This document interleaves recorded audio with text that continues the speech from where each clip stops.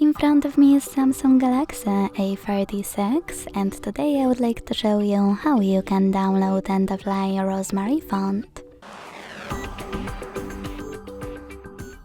Begin by opening Settings and scrolling down to hit Display.